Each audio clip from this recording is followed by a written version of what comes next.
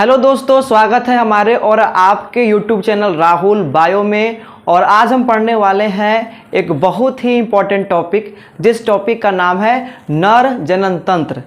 तो इसके पहले वाले वीडियो में हम देख चुके थे कि नर जनन तंत्र कहते किसे हैं, इसमें कौन कौन से भाग होते हैं, है कि ना। नर जनन तंत्र के कौन कौन से भाग है, कौन कौन से वहाँ पे अंग देखने को मिलते हैं और उन अंगों का क्या क्या कार्य है। इसके पहले वाले वीडियो में हमने सारा टॉपिक को हम डिस्कस कर चुके थे। जैसे कि हम लोग देखे थे, वृषण को देखे थे, वृषण क्या होता है। उसके बाद में हम वृषण कोश की बात किए थे।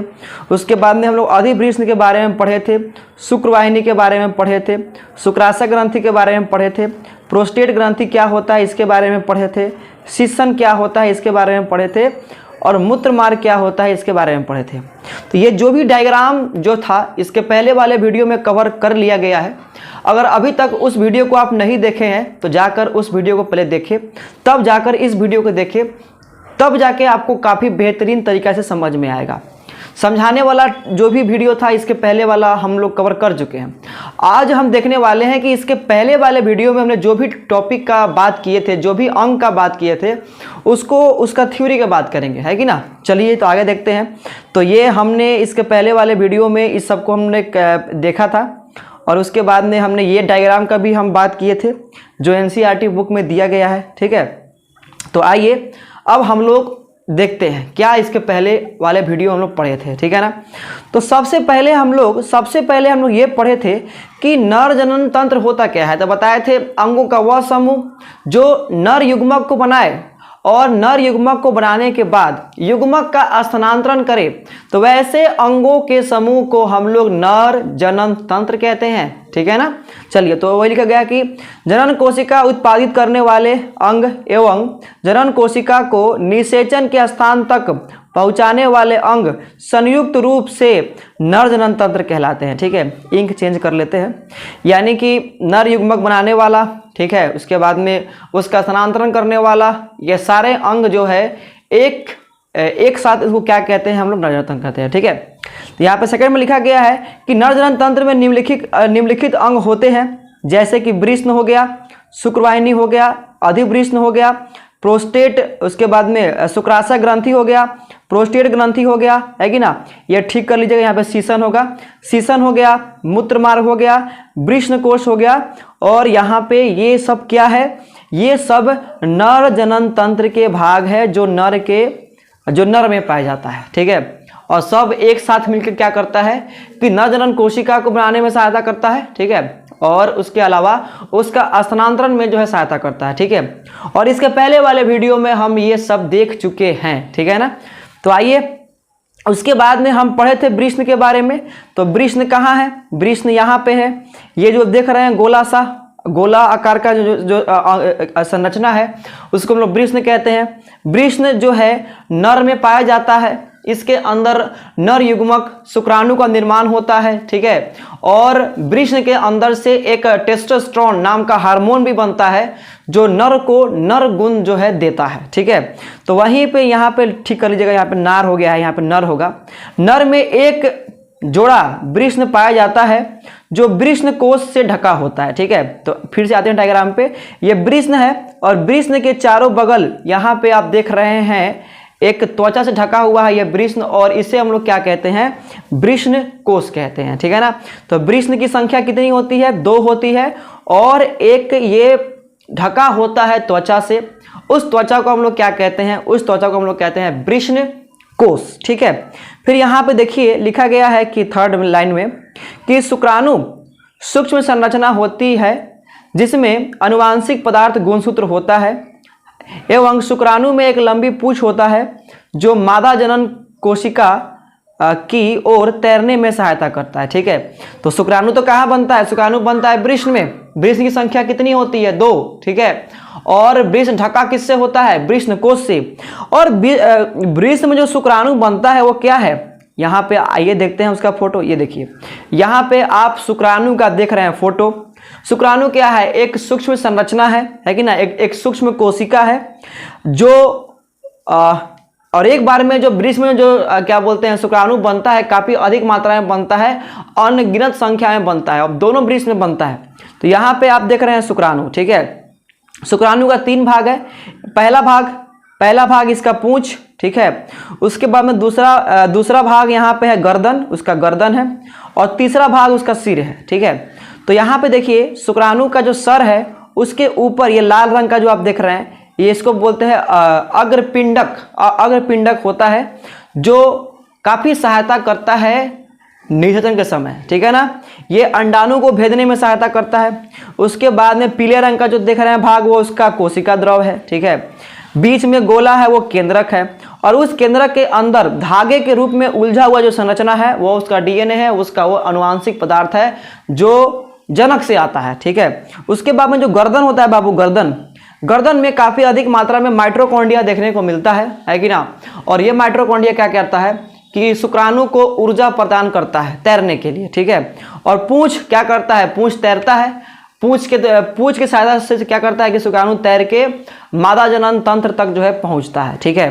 तो ये बाबू हम लोग का क्या था, ये हम लोग का था शुक्राणु, ठीक है।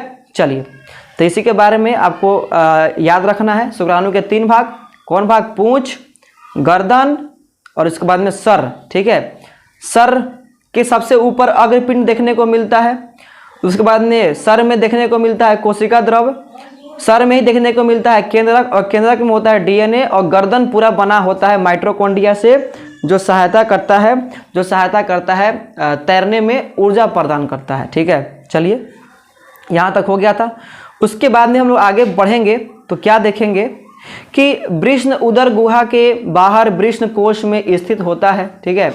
क्योंकि शुक्राणु के निर्माण में शरीर के ताप से 2 या 4 डिग्री कम ताप की आवश्यकता होती है। यहाँ पे 2 या 4 वो भी ठीक है कि ना। ये बोला गया है कि उदर गुहा के बाहर यहाँ पे हमको वृषण कोश में देखने को मिलता है वृषण। और वृषण बाहर इसीलिए है शरीर से क्योंकि ये क्या होता है कि शुक्राणु को बनने के लिए वृषण में, है कि ना, शरीर के ताप से 2 या 3 डिग्री तापमान कम की आवश्यकता होती है। और इस कम तापमान को मेंटेन रखने के लिए क्या होता है कि वृषण कोश में पाया जाता है, ठीक है। यहाँ पे लिखा गया है कि वृषण में टेस्टोस्टेरोन नामक हार्मोन का उत्पादन होता है, जो शुक्राणु उत्पादन का नियंत्रण करता है एवं लड़कों में यौनारंभ अवस्था में लक्षण को भी नियंत्रित करता है। देखिए, टेस्टोस्टेरोन हार्मोन के द्वारा क्या होता है, टेस्टोस्टेरोन हार्मोन काफ़ी सहायता करता है शुक्राणु को बनाने के लिए। इसके अलावा यह हार्मोन यौनारंभ के समय में क्या करता है कि लड़कों में काफ़ी परिवर्तन को लाता है, ठीक है ना। टेस्टोस्टेरोन हार्मोन के बनने के कारण से ही नर के पास नर गुण जो है प्रकट हो पाता है और नर गुण जो है दिखाई देता है, ठीक है। यहाँ तक कोई दिक्कत नहीं है। आइए आगे बढ़ते हैं। शुक्राणु का डायग्राम था, ये हम देख चुके हैं, ठीक है। उसके बाद में अधिवृषण कब देख रहे हैं, अधिवृषण के बारे में पढ़े थे। क्या पढ़े थे, एक गोला सा वृषण होता है और इस वृषण के ऊपर हम लोग का कुछ इस प्रकार से अधिवृषण देखने को मिलता है, ठीक है।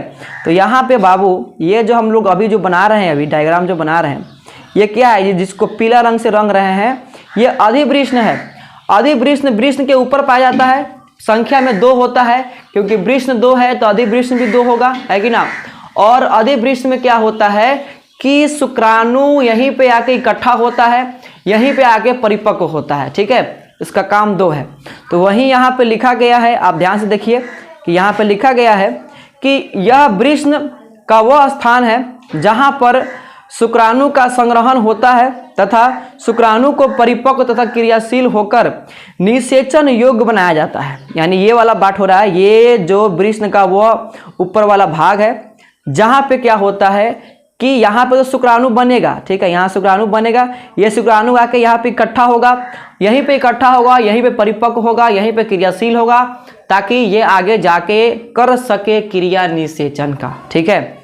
यहाँ पे एनसीईआरटी का फोटो में आप अधिवृषण जो है यहाँ पे देख सकते हैं, ठीक है ना। चलिए आगे बढ़ते हैं। अब देखिए लिखा गया है शुक्रवाहिनी।